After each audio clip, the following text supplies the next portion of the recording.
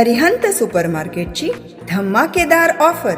खरेदी करा कमाल, मिळवा बक्षिसे धमाल. ₹2000च्या पुढील खरेदीवर 1 लकी ड्रॉ कुपन मिळवा व जिंका लाखोंची बक्षिसे. आमचा पत्ता अरिहंत सुपरमार्केट, कोल्हेमळा चौक, नारायणगाव. बिबट्याची समस्या कमी होण्याच्या ऐवजी वाढते. बिबट्यांची संख्या पण बेसुमार वाढते.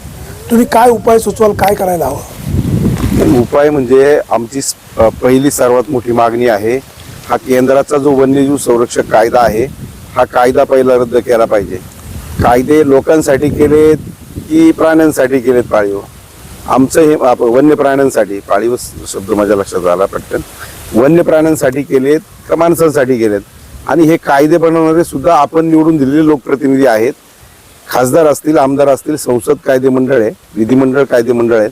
आमदार तिथं कायदे विधिमंडळात बनवतात, संसदेमध्ये खासदार कायदे बनवतात. आणि हे कायदे जर लोकांच्या जीवावर येत असतील, मुळावर येत असतील, शेतकऱ्यांच्या जीवावर बेतत असतील, तर हा कायदा काय पेटवायचा आहे का?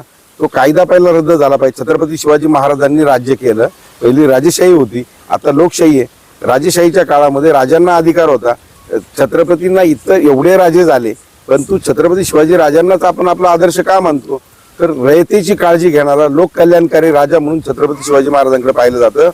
शिवाजी राजे वन्य प्राण्याची शिकार करणाऱ्याला सोन्याचं कडं बक्षीस देत होते. मग आत्ताच्या राज्यकर्त्यांना ती अक्कल थोडीफार नाही का? छत्रपतींचा आदर्श घेणार आहात की नाही? ठीक आहे, लोकशाहीमध्ये लोकप्रतिनिधींनी निर्णय घ्यायचा असतो. संसदेमध्ये सगळ्या खासदारांनी, पंतप्रधान असतील, मंत्रिमंडळ असेल, त्यांच्या जोडीचा त्यांनी मिळून तो निर्णय घ्यायचा आहे, कायदा बनवायचा आहे. आणि हे कायदे लोकांच्या हितासाठी की लोकांच्या मुळावर उठण्यासाठी आहेत? आणि म्हणून हा वन्यजीव संरक्षक कायदा आहे, ज्याने या वन्य प्राण्यांना तुम्ही संरक्षण दिलेलं आहे आणि माणसाला कुठल्याच प्रकारचं संरक्षण नाही. तो वन्यजीव संरक्षक कायदा हा पहिला रद्द केला गेला पाहिजे. आणि इथं येणारे जे लोकप्रतिनिधी असतील, आमदार, खासदार, कोण मंत्री, आमच्या बरोबर कालपर्यंत स्वाभिमानी शेतकरी संघटनेबरोबर असलेले सदाभाऊ खोत, जे आता भाजपचे बटीक आमदार म्हणून त्या ठिकाणी झालेले आहेत विधान परिषदेवर. मी जरा थोडा वेगळ्या भाषेत बोलतोय, कारण त्यांना फक्त कोरडी सहानुभूती दाखवायची, कुठेतरी भाजपचे एजंट म्हणून ते इथे येत असतील. तर त्यांनी सुद्धा या गोष्टी, देवेंद्र फडणवीस असतील, त्यांच्याकडे ते गेलेले आहेत म्हणून मी सांगतो, किंवा अमित शहा असतील, नरेंद्र मोदी जे असतील, यांना सांगावं आणि प्रश्नाच्या मुळाशी गेलं पाहिजे. त्याशिवाय हा प्रश्न सुटणार नाही. हा कायदा जर मुळावर येत असेल तर केंद्राचा वन्यजीव संरक्षक कायदा या ठिकाणी रद्द केला गेला पाहिजे. इथले लोकप्रतिनिधी दिलीप वळसे पाटील सुद्धा या ठिकाणी भाजप बरोबर आहेत. भाजप तर राज्यात सरकार आहे, केंद्रात सरकार आहे. साहेब, ही तुमची पहिली जबाबदारी आहे. तुम्ही या तालुक्याचे लोकप्रतिनिधी आहात आणि भाजप बरोबर तुम्ही सत्तेत मांडीला मांडी लावून बसलेला आहात. ही पहिली तुमची नैतिक जबाबदारी आहे. तुम्ही इथं येऊन पिंजऱ्याची भाषा करता, याची भाषा करता. अरे, पिंजरे लावून हे बिबटे सोडता कुठं? माणिकडोच्या बिबट केंद्रामध्ये जागा नाहीये. हे बिबटे तुम्ही आजूबाजूच्या जंगलामध्ये सोडतात, ते पुन्हा परत इथं येतात. आज तुम्ही सांगताय की 800 बिबट्यांची संख्या आहे. आता हे त्यांचंच म्हणणं आहे. जर 800 बिबट्यांमध्ये जर 300 मादी जरी पकडल्या, एक मादी कमीत कमी 3 ते 4 बिबट्यांना जन्म देते एका वेळेला, आणि वर्षात पिल्लांना जन्म देते, आणि वर्षातनं 2दा कमीत कमी पिल्लांना जन्म देते. म्हणजे आपल्या घरातलं मांजर, वाघाची मावशी मांजर आपण म्हणतोय, या मांजर ही त्याची मावशी आहे, बिबट्या वाघाची. मांजर कुळातलाच प्राणी आहे. हा, त्याच कुळातला तो प्राणी आहे. त्यामुळे वर्षातनं किमान 2दा पिल्लांना जन्म देते. आणि जर 300 मादी जरी पकडल्या 800 मध्ये, तरी फार 3 बिबटे पकडले, साहित्यिक 3 गणित काढावं लागेल आपल्या, 900 बिबट्यांना ते 6 महिन्याला जन्माला घालतील. आणि वर्षाला कमीत कमी 9 दुने 1800 बिबटे वर्षाला बिबट्याची पिल्लं जन्माला येतील. आणि मग ही संख्या एवढी भरमसाठ वाढेल की दिवसा जर एखाद्याचं घर उघडं असेल, किंवा एखादं हॉटेल उघडं असेल, किंवा दुकान उघडं असेल, तर घरात शिरायला सुद्धा दिवसा कमी करणार नाही. कारण आपण म्हणतो वाघ म्हातारा झाला म्हणजे काही गवत खाणार नाही, तो त्याला मांसच लागतंय. आणि मग जर प्राणी नाही भेटला, एखादं कुत्रं नाही भेटलं, तर ते माणसाला घरात घुसून खाल्याशिवाय राहणार नाही. आपली लेकरं बाळं त्या ठिकाणी शाळेत जायच्यात. हे लोकप्रतिनिधींना, राज्यकर्त्यांना कधी समजायचं? अरे, तुम्ही इथं येता, कोरडी सहानुभूती, मेलेल्याच्या टाळूवरचं लोणी खाण्याचा हा प्रकार आहे. नीच नालायक राजकारणी आहात तुम्ही. मी घाणेरड्या भाषेत बोलतो. अरे, लाज शरम वाटली पाहिजे. शेजारी घडलेली ती लहान लेकराची घटना, शिवन्या बोंबे नावाची छोटी बालिका, ती गेली आणि 3-4 दिवसामध्ये ही घटना घडते. जुन्नर तालुक्यामध्ये सुद्धा घडलेल्या घटना असतील किंवा जांबूतमध्ये त्या आजींकडे देखील आपण त्या ठिकाणी गेलो होतो, तर त्या घटना असतील, अनेक ठिकाणी आम्ही त्या ठिकाणी जातोय. बिबट्याच्या संदर्भात पहिला मोर्चा आम्हीच प्रांत कार्यालय काढला, मी आमरण उपोषणही केलं. पण मला हे माहिती आहे की गल्लीतला आवाज जर दिल्लीत जायचा असेल तर सगळ्यांनी राजकारण विरहित एकत्र आलं पाहिजे आणि ही राष्ट्रीय आपत्ती समजून, या भागातली आपत्ती समजून सगळ्या लोकप्रतिनिधींनी, मग पक्ष तुमचा कोणताही असू, काही असू, जसं आम्ही सामाजिक काम म्हणून संघटनेच्या माध्यमातून करतो, काय तर आम्ही पुढे तो 2 पावलं घेऊ. पण सगळ्यांनी, ही आपल्या सगळ्यांवरची संकट आहे, ही सगळ्यांवरची आपत्ती आहे. आज यांच्या घरातलं माणूस गेलं, उद्या माझ्या घरातलं सुद्धा जाऊ शकतं, तुमच्या घरातलं जाऊ शकतं. बिबट्या कोण कोणाची ओळख ठेवणार नाही, त्याच्या तडाख्यात जो सापडला त्याला तो सोडित नाही. आणि म्हणून याच्यावर गांभीर्याने विचार झाला पाहिजे. राजकारण सोडून सगळ्यांनी एकत्र आलं पाहिजे. आम्ही तर बिगर राजकीय काम करत असतो, तेव्हा एकमेकावर आरोप प्रत्यारोप करण्यापेक्षा सत्ताधाऱ्यांची ही पहिली जबाबदारी आहे. पण लोकशाहीमध्ये विरोधी पक्षाची पण भूमिका तेवढीच महत्वाची आहे. आपण राजकारण थोडं बाजूला ठेवू, राजकारणाच्या वेळेला राजकारण करू, पण हा विषय राजकारणाचा नाही. मी मागाशी म्हणलं, मेलेल्याच्या टाळूवरचं लोणी खायचा प्रयत्न कोणी करू नका. माणुसकीच्या भावनेनं याच्याकडे पहा आणि सगळ्यांनी एकत्र या. आणि मग दिल्ली कशी हालत नाही ते बघू. कोल्हापूरची जनता एका हत्तीसाठी जर एकत्र येऊ शकते, एका हत्तीला नेलं म्हणून मंदिरापुढच्या, तर इथं जिती जागती माणसं चाललेत, याच्यासाठी तुमचं रक्त उसळून येणार नाही का? मग मला सांगा, तुमच्याकडे थोडीफार संवेदना, माणुसकी शिल्लक आहे का नाही? आणि म्हणून हे व्यापक जन आंदोलन उभं राहिलं पाहिजे. आणि माझं तर म्हणणं आहे, पहिलं आंदोलन सुरुवात करा, लोकप्रतिनिधींच्या दारामध्ये आपण आंदोलनाला सुरुवात केली पाहिजे, यांना जर जाग येत नसेल तर. आणि मग त्याची दिशा आपण पुढे पुढे कशी न्यायची ते ठेवू. बैलगाडा शर्यतीच्या बाबतीमध्ये जर लोक एकत्र येऊ शकतात, तर इथं जिथं जागत्या माणसाचा जीव चालला, याच्यासाठी काय एकत्र येत नाही, हा माझा या ठिकाणी सवाल आहे. आता काल या ठिकाणी रास्ता रोको झाला, जिल्हाधिकारी इथं आले, बैठक घ्यावी अशा प्रकारची मागणी केली. खरोखरच जिल्हाधिकाऱ्यांना इथे बोलून प्रश्न सुटू शकेल? जिल्हाधिकाऱ्यांबरोबर जुन्नरचे आमदार तुमचेच, तुम्ही जुन्नर तालुक्यातले आहात म्हणून तुमचे म्हणतोय, शरददादांनी कलेक्टर बरोबर मिटिंग केलेल्या आहेत. काय झालं? वळसे पाटलांनी मिटिंग कॉल केली होती ना? कुणीही करू द्या, पण त्याच्यातून निष्पन्न काय झालं? ते म्हणाले 200 पिंजरे देतो. अहो, पिंजऱ्यानी प्रश्न सुटणारच नाही. 1000 मुद्दा असा आहे, गुजरातला नेऊ. हे बघा, गुजरात 1000 कसले, अजितदादांबरोबर मिटिंग झाली, 50 बिबटे वन ताराला न्यायचं म्हणले. 50 बिबट्यांनी काय होणार आहे? तेवढ्यानी काय होणार आहे? आज मी मागाशी संख्या सांगितली, बिबट्यांची संख्या किती झपाट्याने वाढते हे, आणि तेवढ्यानी प्रश्न सुटणार नाही. आणि जिल्हाधिकाऱ्यांना पण ते अधिकार नाहीत. कायदा संसद बनवते, हा कायदा संसदेमध्येच रद्द झाला पाहिजे, ही आमची स्पष्ट भूमिका आहे. आणि तो कायदा, वन्यजीव संरक्षक कायदा रद्द होऊन माणसाला संरक्षण देणारा कायदा या ठिकाणी निर्माण झाला पाहिजे, ही आमची या ठिकाणी मागणी आहे. आणि हेच या प्रश्नाचं मूळ आहे. हे फक्त दिशाभूल करण्याचा प्रकार आहे. आता त्या ठिकाणी कारखान्यांनी म्हणले PIL दाखल केली, याचिका दाखल केली कोर्टामध्ये, हायकोर्टात. कोर्टाचे डायरेक्शन मागवतात का आम्ही बिबट्याची नसबंदी करायला आम्हाला परवानगी द्या. कोर्ट अशा पद्धतीचे डायरेक्शन देऊ शकत नाही. तुम्ही फक्त आम्ही काहीतरी केल्यासारखं दाखवताय. ही सगळी सपशेल दिशाभूल आहे. तुम्ही आता हे सगळे धंदे बंद करा आणि प्रश्नाच्या मुळाशी या. केंद्राचा वन्यजीव संरक्षक कायदा हा रद्द झाला पाहिजे. मला सांगा, तुम्हाला माणूस जगवायचा आहे का वन्य प्राणी जगवायचे आहेत? हा पहिला माझा प्रश्न आहे. कायदे माणसांसाठी आहे का प्राण्यांसाठी आहेत? माणसासाठी आहे ना. आणि इथं माणसं मरायला लागली म्हणजे माणसं मिली तर चालती, आणि वन्य प्राणी जगले पाहिजेत. म्हणजे माणसाची जमात संपवायची काय तुम्हाला? अरे, हळूहळू हा वनवा जिल्हाभर, राज्यभर आणि देशभर पसरेल. ही संख्या एवढी झपाट्याने वाढते, कारण ही प्रजाती कोण आहे, काय आहे आणि कसं पिलांना जन्म देते हे लक्षात घ्या. आज यांच्या घराला आग लागली, मी समजतोय माझं घर शाबूत आहे. माझं घर सुद्धा कधी वनवा माझ्या घरापर्यंत येईल, माझं घर जळल सांगता येत नाही. अहो, माझी लेकरं आहेत, माझे नातेवाईक आहेत. बिबट्याला काय कोण तो असं ओळख ठेवून नाही हल्ला करत. तुम्ही सापडले, मी सापडले, कोणी सापडू द्या, त्याचा तडाख्यात तो सोडत नसतो. हे यांना कळायचं कधी? आज हे लोकप्रतिनिधी, यांची बायका पोरं कुठे आहेत? हे निवाऱ्याला, पुण्या मुंबईला. अरे, तुम्हाला अंगणात गाडी, तुम्हाला पोलीस बंदोबस्त, आम्हाला कसला बंदोबस्त? आम्ही रानात राहतो, शिवारात राहतो, आजूबाजूला ऊसाचं पीक आहे. हा सगळं बघा परिसर काय. इथं जगायचं का नाही? शेतकऱ्यांनी शेती करायची का नाही? म्हणजे नेमकी तुमची भूमिका काय आहे? आणि तुम्ही खरंच जनतेचे सेवक आहेत का? अरे, तुमचं कुटुंब सुरक्षित आहे. आज आमचं काय? आमच्या या लोकांचं काय? आमच्या माय माऊल्यांचं काय? यांचं काय? आमच्या लेकरांचं काय? याची थोडी तरी लाज शरम या लोकप्रतिनिधीला वाटली पाहिजे. आणि ही जबाबदारी पहिली वळसे पाटील म्हणून सत्ताधारी आहात, तुमची पहिली जबाबदारी आहे. अमोल कोल्हे देखील इथले खासदार आहेत, ते पण संसदेत हा कायदा झालेला आहे, संसदेत कायदा रद्द करता येईल. अमोल कोल्हेंची सुद्धा जबाबदारी आहे. शेजारचे आमदार शरददादा असतील, शिरूरचे आमदार असतील, खेडचे आमदार असतील, यांनी पहिली भूमिका बजावली पाहिजे, तेव्हाच हा प्रश्न निकाली निघेल. हीच आमची या ठिकाणी स्वाभिमानी शेतकरी संघटनेची मागणी.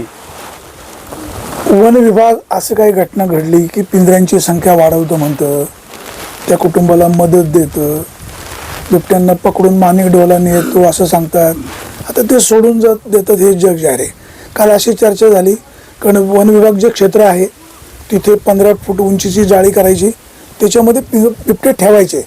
आता हे बिबटे जर एकत्र ठेवले तर कदाचित त्यांची झुंज होऊ शकतात, ते मरू शकतात. म्हणजे तो प्रकल्पसुद्धा, ती योजनासुद्धा कोलॅप्स होऊ शकते किंवा ती योजना ॲक्टिवेट होणार नाही. म्हणजे ही फक्त टोलवाटोली होते मी का? तेच सांगतोय, मगापासून मी जीव काढून सांगतोय, ही सगळी दिशाभूल आहे. फक्त आम्ही काहीतरी करतोय, मी मारल्यासारखं करतो, तू रडल्यासारखं कर, असा हा प्रकार आहे सरळ.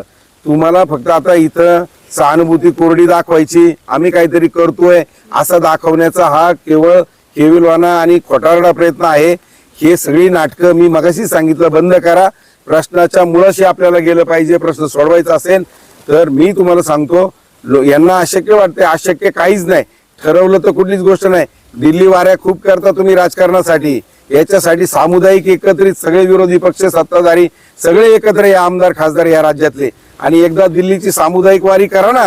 का फक्त राजकारणात रात्रीचं तुम्ही सभागृह चालू ठेवता, विधिमंडळ चालू ठेवता, रात्री शपथविधी होतो तुमचा. अरे मग शेतकऱ्यांसाठी का नाही होत रात्रीचं काही? जा की सगळेजण एकत्र करा की एखादं हेलिकॉप्टर विमान बुकन जा दिल्लीला आणि सांगा अमित शहा मोदींना की आमच्या राज्यामधली परिस्थिती खूप भयानक आहे, आज इथला माणूस संकटामध्ये आहे, आमची सगळी परिस्थिती अवघड आहे. तर हे सांगा, निर्णय घ्यायला लावा, याच्यासाठी इच्छाशक्ती दाखवा. ही नाटकं बंद करा. मी पुन्हा एकदा सांगतो, ही सगळी नौटंकी आहे आणि हे तुम्हाला खरं सांगत नाही. माझं सगळ्या भागातल्या शेतकऱ्यांना, नागरिकांना आव्हान आहे का ही सगळी नौटंकी आहे. सगळ्या बाजूनी सत शिकली आमची मावशी. मी तुम्हाला सांगतो, ही सगळी नाटकं आहेत. यांना जर खरंच संवेदना असतील, यांच्या भावना जर जागृत असतील तर हे प्रामाणिकपणे आणि इमानदारीने याच्यावर भूमिका घेतील.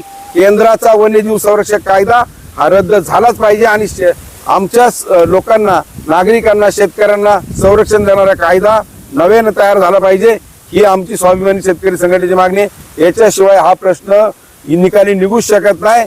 ही नाटकं आता भरपूर झाली. आम्ही किती वर्ष हे पाहतोय. पहिला 4 वर्षापूर्वी प्रांत कार्यालयावर आपण मोर्चा काढला, उपोषण केलं, सगळं करून आम्ही झालोय. आम्ही अभ्यास केला त्याचा. अरे बाबा, हे गल्लीत आवाज देऊन होणार नाही. हा आवाज दिल्लीपर्यंत गेला पाहिजे. दिल्लीकरांना जागे करावं लागेल, तेव्हाच हा प्रश्न सुटेल, अन्यथा हा प्रश्न सुटणार नाही. आता पंचतळ्याच्या कोपऱ्यावर म्हणजे त्या रस्त्यावर काल रास्ता रोको केलं. जर शासनाने काही उपाययोजना केली नाही, जिल्हाधिकारी, पालकमंत्री अथवा जिल्हाधिकारी हे तिघांपैकी म्हणजे अजित पवार किंवा गणेश नाईक किंवा जितेंद्र डुडी या तिघांपैकी एक जर इथं कोणी आलं, इथं बैठक घेऊन लोकांच्या समस्या समजून घ्याव्यात असं त्यांनी सांगितलं. अप्पर जिल्हाधिकारी राऊत असं म्हणाले की जिल्हाधिकाऱ्यांना मी इथं घेऊन येतो. जिल्हाधिकाऱ्यांना अधिकार लिमिटेड आहेत, बरोबर. पुन्हा काही विषय मार्गी लागणार नाही. देवदत्त निकम म्हणाले 8 दिवसानंतर आपण जिल्हाधिकारी कार्यालयावर मोर्चा काढू. मोर्चा, रास्ता रोको, आंदोलन यांनी खरंच हा प्रश्न सुटणार आहे का पुढचं पाऊल उचलायला पाहिजे? बघा, मी मगाशी सांगितलं, हा जिल्हाधिकाऱ्यांचा पण विषय नाही किंवा वन खात्याचे जे अधिकारी कर्मचारी आहेत त्यांनाही कायद्याचं बंधन आहे. त्याही बिचाऱ्यांना आपण विनाकारण साप म्हणून भुई धोपटण्यात मजा नाही. आम्ही सगळं पाहिलं, पिंपरी पेंढरच्या घटनेला आपण समोर ते बिचारे, त्यांना पगार चालू आहे. तुम्ही आम्ही इथं कष्ट करतो. बिचारे या शब्दाने मी बोललो, या अर्थाने बोललो. त्यांनी सांगायला पाहिजे आम्हाला नोकरी करणं अवघड आहे. ती नोकरी करणारी पोरं आपलीच आहेत, मुली आपल्याच आहेत. मी सगळ्यांशी त्यांच्याशी आजी गेली ती पण आपलीच आहे, आजी जीव गेलाय. हो, मान्य आहे ना, म्हणून तर इथं आलोय मी.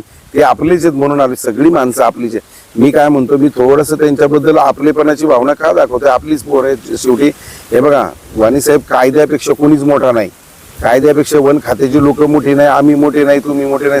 कायदा सर्वश्रेष्ठ आहे. खात्याचे कर्मचारी, अधिकारी हतबल आहेत.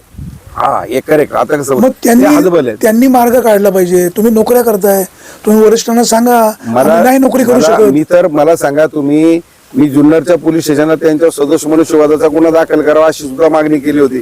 पण ज्या वेळेला तुमच्या समोर याच्या आधी सातपुते साहेबांना सुद्धा आपण फोन लावला होता, सगळे लोक हातबल येते, वन खात्याचे लोक. आता आजीचा मृत्यू झाला, जबाबदार कोण, कोणावर गुन्हा दाखल करायचा?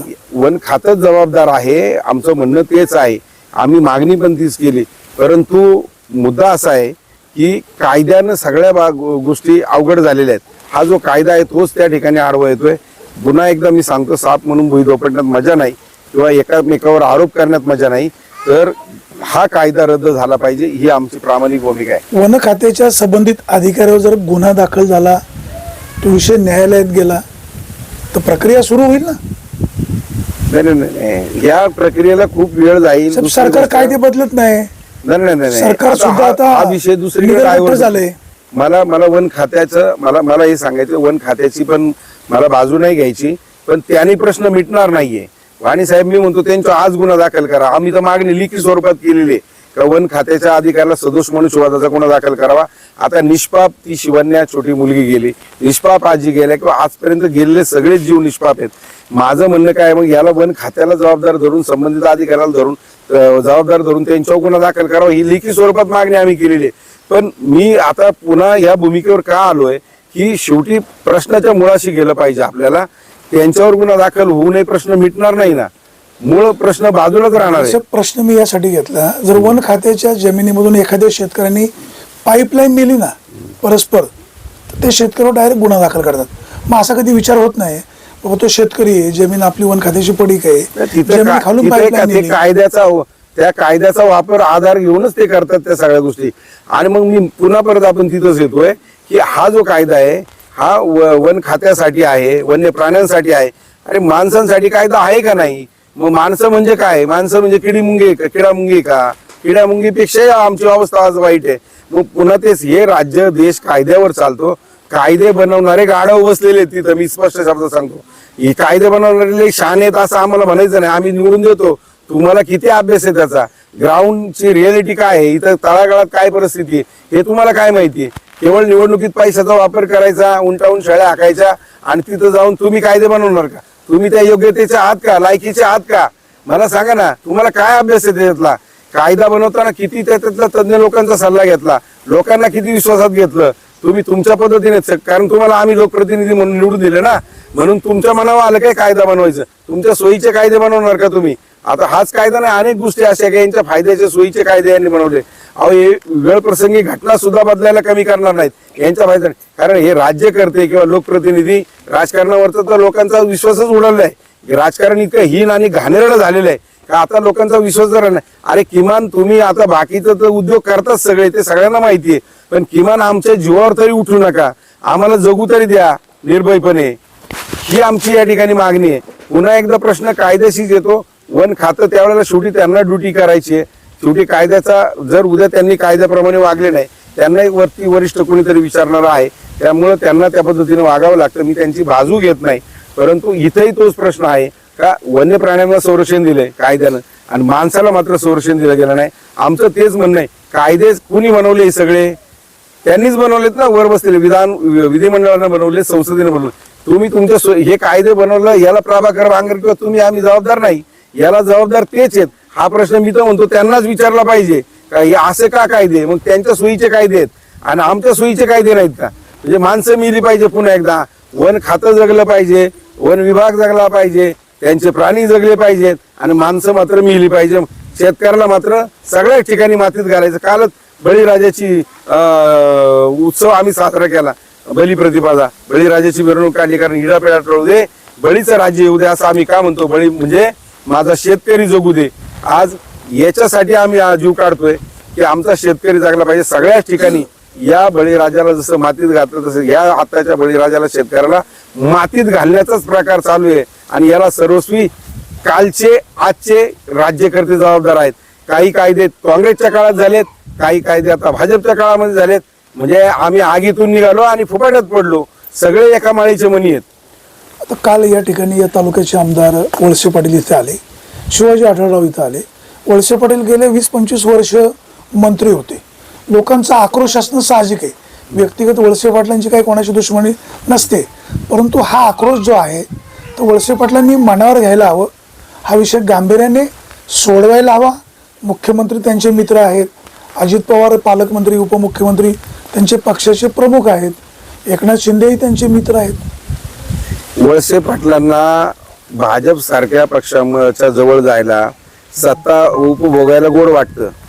सगळं पाहिजे, आमदारकी आम्हाला पाहिजे, सत्ता पाहिजे, सत्तेत गेलं पाहिजे, सगळं झालं पाहिजे. आणि मग प्रश्न सोडवायला काय होतंय? मला त्यांच्याबद्दल हे बघा, लक्षात घ्या, त्यांच्या वयाबद्दल व्यक्तिगत आदर आपली दुश्मनी कोणाशी नाही हो. व्यक्तिगत नाही, त्यांच्या वयाबद्दल आदर आहे. तुमची प्रकृती साथ देत नसेल तर माझं असं स्पष्ट म्हणणं आहे, ज्या लोकप्रतिनिधींना प्रश्न सोडवता येत नसतील ते सिनियर आमदार आहेत ना, त्यांनी राजीनामा द्यावा, घरी बसावं त्यांनी. तुम्ही राजीनामा फक्त देऊन खुर्च्या प्रश्न उभवायच्यात का तुम्हाला? पद राजीनामा घ्यायचेत देऊन का? प्रश्न सुटेल का? हा राजीनामा देऊन प्रश्न सुटेल का? नाही, दुसरा कोणी आला तर त्याच्या उरावर आम्हाला बसता येईल ना. ती पोटनिवडणूक लागणार, त्याला वेळ लागणार. नाही, मग तुम्हाला फक्त मत म्हणजे खुर्च्या पाहिजे, मत पाहिजे, प्रश्न सत्ता सोडवला पाहिजे. पाहिजे. आमचं म्हणणं काय, ठीक आहे, कोणी सत्तेत बसा, आमचं काही म्हणणं नाही. ठीक आहे, तुम्हाला लोकांनी निवडून दिलं, तुम्ही कसे आले, मला त्या राजकारणात जायचं नाही, परंतु हा प्रश्न मार्गी लावा, एवढंच आमचं म्हणणं आहे. भाजप राज्यात सत्तेत आहे, केंद्रात सत्तेमध्ये आहे आणि सत्ताधाऱ्यांची ही पहिली जबाबदारी आहे. म्हणून वळसे पाटलांनी पहिला पुढाकार घेतला पाहिजे. केवळ हातबल झाल्यासारखं हळूहळू बोलून असे प्रश्नाची उत्तरं देऊन प्रश्न सुटणार नाही. तुम्हाला जर प्रश्न सोडवता येत नसेल तर आपलं जनतेची माफी मागा, राजीनामा द्या, घरी बसा, या मताचा मी आहे. आम्ही पाहू मग, जो कोण नवीन येईल त्याच्याकडे पाहू मग आम्ही. बिबट्याची समस्या प्रत्येक तालुक्यामध्ये आहे. आंबेगावच्या 2 घटना घडल्या, दुर्दैव आहे. जुन्नर तालुक्यामध्ये सुद्धा कुमशेतला घटना घडली, एक 4-5 वर्षाचं बाळ बिबट्याने नेलं. प्रत्येक ठिकाणी या घटना वाढतातच आहेत. मी तेच सांगितलं, बिबट्यांची संख्या एवढी झपाट्यानं वाढते. मग अशी मी कायदा बदलायला पाहिजे. अहो, हा प्रश्न एवढा गंभीर होणार आहे का तुम्हाला आम्हाला सुद्धा बिबट्या सोडणार नाही. आज मी सांगितलं ना, यांच्या घराला आग लागली, उद्या ही आग माझ्या घरावर, तुमच्या घरावर सुद्धा येणार, सगळ्यांच्या घरावर येणार आहे. हे बघा, या प्रश्न मार्गी लागला पाहिजे. मी तेच सांगितलं, हा जो कायदा आडवा येतोय, कायद्यापेक्षा कोणी मोठा नाही, तो कायदा पहिला रद्द करा. याच्यावर दुसरं सोल्युशन असणारच नाही. आम्ही खूप याच्यावर चिंतन केलंय. मी गेली 4-5 वर्ष याच्यावर बारकाईनं माहिती घेतोय, अभ्यास करतोय.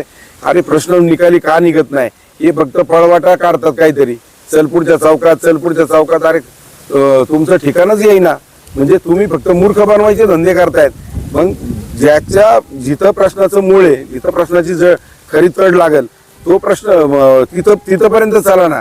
प्रश्न हा तिथपर्यंत गेला पाहिजे, म्हणजे संसदेमध्ये गेला पाहिजे. संसदेमध्ये झालेला तो कायदा आहे, तो रद्द झाला पाहिजे, ही आमची भूमिका आहे. सामुदायिकरित्या पब्लिकच्या रेट्या पुढे काहीच अवघड नाही आणि लोकांनी सुद्धा या प्रश्नासाठी सामुदायिकरित्या एकत्र आलं पाहिजे.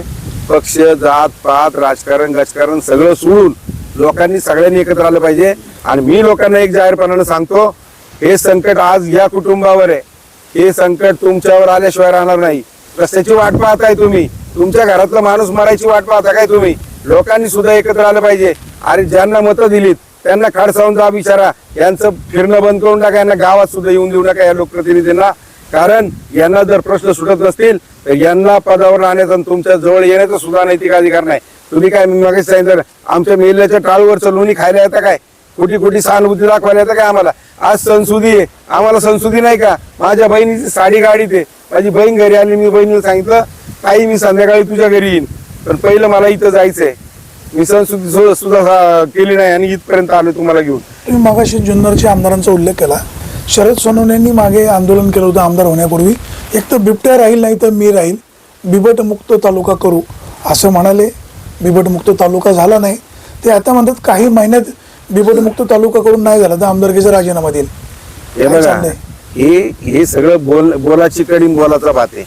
तुम्हाला आमदारीचा राजीनामा नाही द्यायचा, परत आमदार व्हायला तिसऱ्यांदा तुम्ही तयारी करणार आहे, लक्षात घ्या. हे नका सांगू मी, आमचा संघर्ष सगळ्यांचीच झालेला आहे. शरददादा पहिल्यांदा आमदार झाले तेव्हा मुख्यमंत्र्यांचं भाषण रोखायला शिवनेरी केलं आम्ही चालू, त्यावेळेला सुद्धा त्यांची आमची बाचाबाची झालेली. मी काय शरददादाला आज नाही ओळखत. हे बघा, सगळ्यांचं फक्त राजकारणासाठी जीव चाललेला आहे. पद पाहिजे, खुर्च्या पाहिजे, बाकी काही नाही. हे फक्त बोलायचंय, फक्त आवेशात बोलला म्हणजे लय प्रश्न सुटला असं नसतंय. काही सगळे सारखेच आहेत, एका माळेचे मनी. मी मग सांगितलं ही सगळी नौटंकी आहे, बाकी काही नाही. हे फक्त बोलायचंय, प्रश्न सुटला नाही. आम्ही असं करतोय तसं करतोय, कोणी जर विचारलं का मग त्याला दाबा, हे बोलू नको का, तुला लय कळतं का, आमचं करायचं. यांची आरेरावीची भाषा असते, हे आम्हाला सगळं माहिती. मी कोणाला ओळखत नाही इथं, सगळ्यांशी माझे जवळून आले संबंध आहेत. मी गेली 30-32 वर्ष सार्वजनिक जीवनामध्ये आहे. मी काल परवा आलेला कार्यकर्ता नाही. त्यामुळे कोण कसं आहे हे सगळं मला माहिती आहे सगळं. आणि पिंपरी पेंढारच्या उपोषणाला बसले तेव्हा तुम्ही साक्षीदार होते तिथं. मी तिकडे जाणार पण नव्हतो, पण तुम्ही म्हणले चला बाबा बसले ते त्याला आपण गेलं पाहिजे. उपोषण करताना भेटलं पाहिजे या भावनेतून माझी इच्छा नव्हती. हा आमचं काम आहे, पण ते पुढे विधानसभेची निवडणूक होती ना, आम्हाला माहिती होतं त्यांची काही नौटंकी तोच प्रकार होता. तसं केल्याशिवाय लोकांची सहानुभूती मिळणार नाही ना. मग काय त्या कुटुंबाला काय न्याय दिला तुम्ही? काही नाही आजपर्यंत. त्याच्यानंतर किती घटना घडल्या, किती माणसं गेली, लोकांवर गुन्हे दाखल झाले. हा उलट लोकांवर गुन्हे दाखल झाले, लोकांनी भावना तीव्र दाखवल्या. तर मला सांगा ना काय म्हणजे त्याच्यातून काय मिळालं? फक्त मला काहीतरी मिळावं, मला आमदारकी बाई शाबूत राहावी, मला परत आमदार व्हावं म्हणून फक्त कोरडी सहानुभूती. मी परत ते सांगतोय ही नौटंकी बंद करा सगळ्यांनी. आणि प्रामाणिकपणे त्यांना पण माझे हात जोडून विनंती आहे, मी तुमचं माझं काही बांधाचं भांडण नाही. तुम्ही जर खरंच जनतेचे प्रतिनिधी असाल आणि तुम्हाला जर खरंच चाड असेल तुम्हाला थोडीफार तरी आणि संवेदना असेल या कुटुंबाबद्दल मनापासून, हे जर तुमच्या घरातल्या सारखे जर वाटत असतील, तुम्हाला तुमच्या रक्ताचे वाटत असतील, तर तुम्ही जो मी मागाशी मुद्दा मांडला हा वन्यजीव संरक्षक कायदा रद्द करण्यासाठी प्रयत्न कराल. आणि तो केल्याशिवाय इथं लोकांना गत्यंतर नाही. आणि इथं मानवाला संरक्षण द्या, वन्य प्राण्याला नका देऊ, माणसांना संरक्षण द्या. कायदा माणसांनी बनवलाय, आम्ही लोकप्रतिनिधी म्हणून तुम्हाला तिथं पाठवलंय, तुम्हाला खुर्ची तुम्हाला तिथं आम्ही बसवलंय. तुम्ही कसे कायदे करून ठेवता काय? ते कायदे आमच्या जीवावर उठलेत.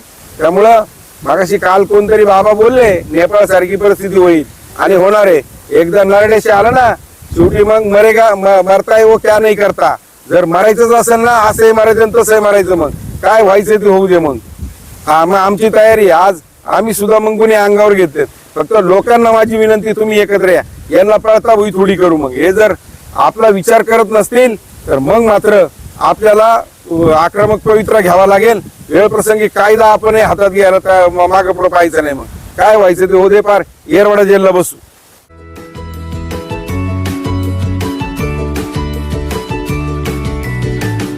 बातम्या शेतीच्या, बातम्या मातीच्या, बातम्या अन्यायाच्या, गुन्हेगारीच्या,